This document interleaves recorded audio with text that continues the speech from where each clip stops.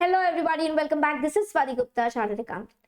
अगर आप डायरेक्ट और इनडायरेक्ट टैक्स का डिफरेंस समझना चाहते हैं, इसके अलावा बीकॉम, सीए, सीएस, सीएमए कोई सा भी एग्जाम अगर देने वाले हैं, ओके, तो वहां पर कई दफा ये क्वेश्चन पूछा जाता है कि इनके डिफरेंसेस स्टेट करो। ओके, 4 से 6 नंबर का क्वेश्चन होता है। तो अगर आप इन कोई भी एग्जाम्स के लिए अपियर करने वाले हैं तो आप ये वीडियो एंड तक जरूर देखिए, क्योंकि मैं एक टैबुलर फॉर्मेट शेयर करूंगी जहां पर इनके डिफरेंसेस स्टेट कर रखे हैं। ओके, तो अगर आपने ये लर्न कर लिया, समझ लिया और लिखकर आ गए तो आपको फुल मार्क्स मिलने के पूरे पूरे चांसेस है। ओके, चलो शुरू करते हैं। Direct tax CBDT, central board of direct tax को दिया जाता है। ओके, जनरली गवर्नमेंट कलेक्ट कर रही है, सेंट्रल गवर्नमेंट। अब ये इंडिविजुअल से कलेक्ट कर रही है, बिजनेसेस से कलेक्ट कर रही है, जो भी इनकम अर्न कर रहे हैं, या फिर हम कह सकते हैं टैक्सेबल इनकम अर्न कर रहे हैं। ओके, अब इसका बर्डन किसी और को शिफ्ट नहीं किया जा सकता, इसलिए कहते हैं डायरेक्ट टैक्स। मतलब कि अगर मिस्टर ए ने इनकम अर्न करी तो मिस्टर ए को ही इसका टैक्स भरना होगा। ओके, अब हम बात करते हैं indirect tax. Indirect tax GST department लेता है। ओके, इनडायरेक्ट टैक्स के और भी डिपार्टमेंट्स है, वो लेते हैं। अब ये स्टेट और सेंटर दोनों में भी जा सकता है, हम आगे बात करेंगे इसकी। ओके, अब ये क्या होता है, सेल्स पर कलेक्ट होता है, सप्लाई पर कलेक्ट होता है। ओके, मतलब सेलर ने अगर कुछ सेल किया तो उसको डिपॉजिट कराना है। पर यहाँ पर इनडायरेक्ट इसलिए कहा जाता है क्योंकि इसका बर्डन शिफ्ट हो सकता है, सेलर की मर्जी है। और ज्यादातर केसेस में सेलर करता भी है ऐसा कि वो अपने बायर से कलेक्ट करता है। एग्जाम्पल, अगर उसने 100 रुपए की चीज बेची, ओके, तो वो अपने बायर से 112 रुपए कलेक्ट करता है। एग्जाम्पल, 12 रुपए का इनडायरेक्ट टैक्स है। एग्जाम्पल हम मानते हैं जीएसटी। तो अगर जीएसटी 12 रुपए लग रहा है उस सेल पर, तो वो अपने बायर से 112 रुपए कलेक्ट करता है, 100 रुपए अपनी जेब में रखता है और 12 रुपए गवर्नमेंट को दे देता है। ठीक है, तो हमने कहा कि यहाँ पर बर्डन शिफ्ट हो रहा है, सेलर को डिपॉजिट तो करना है पर ये कलेक्ट किससे कर रहा है, बायर से कर रहा है। इसलिए हम कहते हैं इसको indirect tax, because burden can be shifted. एक सिंपल सी ड्राइंग दे रखी है, पिक्चर दे रखा है, इसके फॉर्मेट में भी आप समझ सकते हैं। डायरेक्ट टैक्स खुद को ही बर्डन उठाना है, वेयर यहाँ पर जो सेलर है वो बर्डन शिफ्ट कर सकता है। ओके, इतना समझ आता है।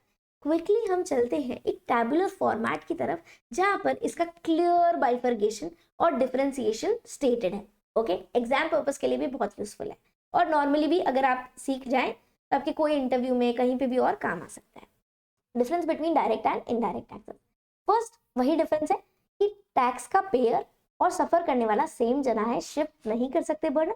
वेयर एज हियर जो पेयर ऑफ टैक्स है वो जरूरी नहीं है कि वही बर्डन बेयर करे, इंस्टेड वो अपने कस्टमर से कलेक्ट कर सकता है, ट्रांसफर किया जा सकता है। ओके, सेकंड है ये इनकम पर बेस्ड है, वेयर एज ये सप्लाई पर बेस्ड है। सप्लाई आप सिंपल भाषा में समझ सकते हैं, सेल करना। ओके, तो जब भी कोई प्रोडक्ट या सर्विस का सेल हो रहा है, ओके, तो सेलर को सप्लाई पर टैक्स देना पड़ता है, वेयर एज यहाँ पर इनकम पर देना पड़ता है, मतलब okay, next, rate of tax different person के लिए डिफरेंट डिफरेंट है। ओके, अगर हम इंडिविजुअल्स की बात करें तो स्लैब रेट्स है, उसमें भी अगर 3 कैटेगरीज है कि वो इंडिविजुअल नॉर्मल है, मतलब लेस देन 60 ईयर्स का एज है, सीनियर सिटीजन है या सुपर सीनियर सिटीजन है, ओके, नॉन रेजिडेंट है या रेजिडेंट है, इनके हिसाब से different different rates of taxes लगते हैं। ओके, यहाँ पर rate of duties not differ from person to person, person to person differ नहीं करेगी, इंस्टेड सप्लाई कैसी है, सप्लाई टू सप्लाई डिफर करेगी। ओके, कौन सी टाइप की सर्विस है, क्या HSN कोड है, कौन सा टाइप का प्रोडक्ट है, कौन सा कोड में फॉल कर रहा है, उसमें कितनी रेट अट्रैक्ट हो रही है, उस रेट के हिसाब से आप अप्लाई करेंगे। तो यहाँ पर पर्सन पर डिपेंड करता है, यहाँ पर आप बोल सकते हैं सप्लाई पर, प्रोडक्ट और सर्विस पर डिपेंड करता है। Okay, next, entire revenue central government को जाता है। अगर हम डायरेक्ट टैक्स की बात करें, इनकम टैक्स की, तो डायरेक्ट पूरा का पूरा सेंटर पे जाता है। जबकि हम इनडायरेक्ट की बात करें तो वो सेंटर और स्टेट में बंटता है, सेंटर में और स्टेट में बांटा जाता है, डिवाइड होता है। ओके, नेक्स्ट, प्रीवियस ईयर और असेसमेंट ईयर का कॉन्सेप्ट है। मतलब कि अगर फाइनेंशियल ईयर में आप अर्न कर रहे हैं, एक सिंपल सा मेरे पास एक अगर फाइनेंशियल ईयर फॉर एग्जांपल 1 अप्रैल 2023 से 31 मार्च 2024 तक है फाइनेंशियल ईयर, इसमें आप अर्न करते हैं, पर इसका पूरा का पूरा एक डॉक्यूमेंट आपको भरना होता है, गवर्नमेंट को सबमिट करना होता है और उससे रिलेटेड टैक्स भी देना होता है। ठीक है, तो हम आपका काम है इनकम कैलकुलेट करना और टैक्स कैलकुलेट करना। ये एक फॉर्म में किया जाएगा, उस फॉर्म को कहते हैं इनकम टैक्स रिटर्न। ये आपको डिपॉजिट करनी होती है गवर्नमेंट को ऑनलाइन तरीके से, ई पोर्टल दे रखा है। ये किया जाता है असेसमेंट ईयर में। ओके, तो following year okay. Financial year का फॉलोइंग ईयर कहलाता है असेसमेंट ईयर में। फाइनेंशियल ईयर में आप अर्न करते हैं और असेसमेंट ईयर में आप इनकम टैक्स को पे करते हैं। ओके, ये आपका रूल है किसके लिए? सिंपल सा रूल है आपका इनकम टैक्स के लिए। वैसे हम इनडायरेक्ट टैक्स की बात करें तो यहाँ पर प्रीवियस ईयर असेसमेंट ईयर जैसा कुछ नहीं है। जिस साल में सेल हुई उसी मंथ में, उसके नेक्स्ट मंथ में आपको आईटीआर भरनी होती है और उसमें जीएसटीआर भरनी होती है और उसी में आपका जीएसटी का अमाउंट भरना होता है, समझे? तो यहाँ पर प्रीवियस ईयर और असेसमेंट ईयर जैसा कुछ नहीं है। विद इन सेम ईयर ही आपको रिटर्न भरनी होती है और टैक्स का अमाउंट भी भरना होता है। ओके, इनडायरेक्ट टैक्स में कोई प्रीवियस ईयर और असेसमेंट ईयर का बाइफर्केशन नहीं है। वेयर डायरेक्ट टैक्स में आपको प्रीवियस ईयर मतलब फाइनेंशियल ईयर और असेसमेंट ईयर का डिफरेंशिएशन दे रखा है। आप अर्न अलग मंथ में करते हैं और आपको इनकम टैक्स पे अलग मंथ में करना होता है। ओके, नेक्स्ट, यहाँ पर जो बोर्ड है उसका फुल फॉर्म है central board of direct tax और यहाँ पर जो बोर्ड है उसका नाम है central board of excise and custom, CBEC। Okay, और अब पहले is being renamed as central board of indirect tax and custom. पहले CBEC नाम था, अब नया नाम क्या गया? CBIC। ये प्रोग्रेसिव नेचर का है जबकि ये रिग्रेसिव नेचर का है। प्रोग्रेसिव नेचर मतलब डिफरेंट रेंज ऑफ इनकम के लिए डिफरेंट टैक्स रेट है।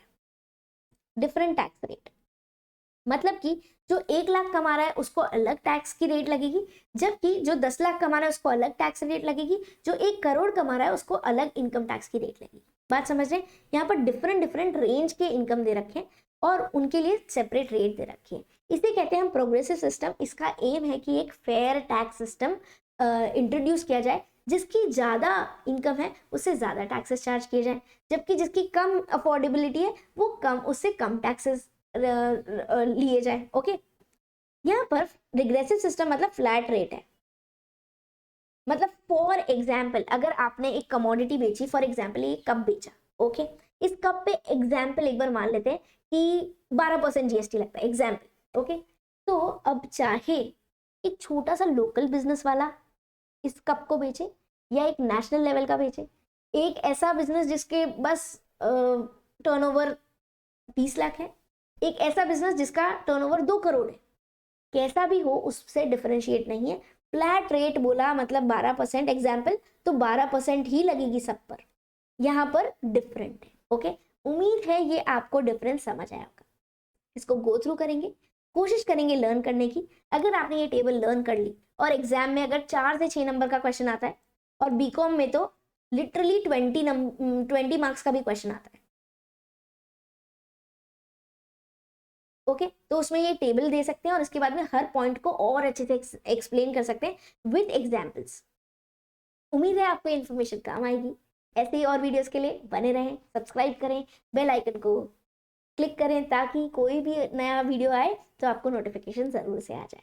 उम्मीद है आपको ये इन्फॉर्मेशन काम की लगी होगी। ओके, ऐसी और वीडियोस के लिए हमें फॉलो करना ना भूलें।